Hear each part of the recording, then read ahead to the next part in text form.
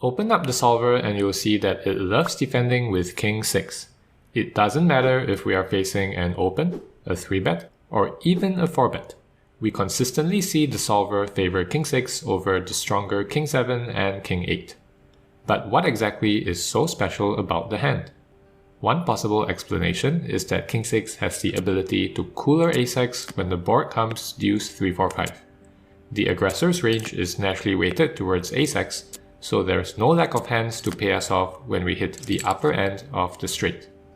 For example, imagine if we call a 3-bet in position and the flop comes deuce 3, 4. Here, small blind will typically play most of their ace-X as a check call. If the turn is a 5, small blind starts to dunk bet very aggressively, which makes sense given that 2/3 of their range has just improved to a straight. This gives a hand like King 6 excellent implied odds. If we wanted to, we could just raise the turn and stack all of small blind's ace-X on the spot. The same can't be said for a hand like King 7. When the board comes 3, 4, 5, 6, small blind will play very passively instead because it's actually button who has the advantage in straights. This gives King 7 worse implied odds and could explain why the solver doesn't defend it pre-flop.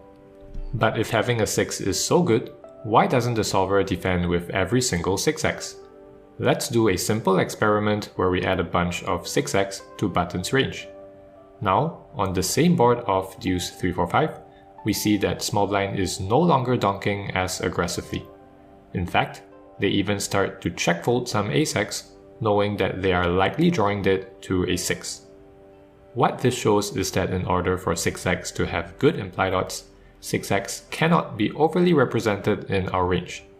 Just like in real life where scarce items are deemed more valuable, scarce combos often generate more EV in poker as well.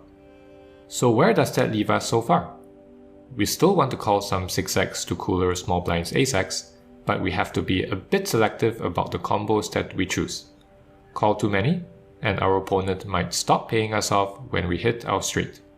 In terms of which combos to call, 5-6 and 6-7 are both great candidates because of their extra connectivity. Combos with a high card are also good. King 6, for example, makes a much better call than Jack 6 because the times we hit our pair, it's far more likely to be the best hand. But if high card value is so important, why is the solver folding the highest 6x of all?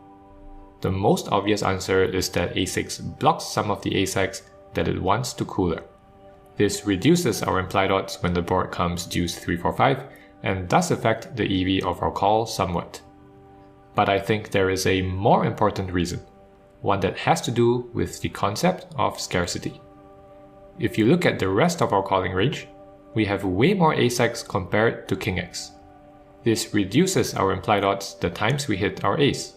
Small blind isn't as likely to pay us off with hands like queens or jacks because of the increased likelihood of us holding top pair. Compare this to how queens and jacks will play on a king high board. They are much more willing to put in money and might even call us down if the runout is clean enough. The end result is that king X is actually worth more than ace-X the times we hit our pair. Even though our pair is not as strong, the scarcity of king X in our own range makes it much easier to get value from worse, and this gives every single king X, including king 6, a big boost in EV.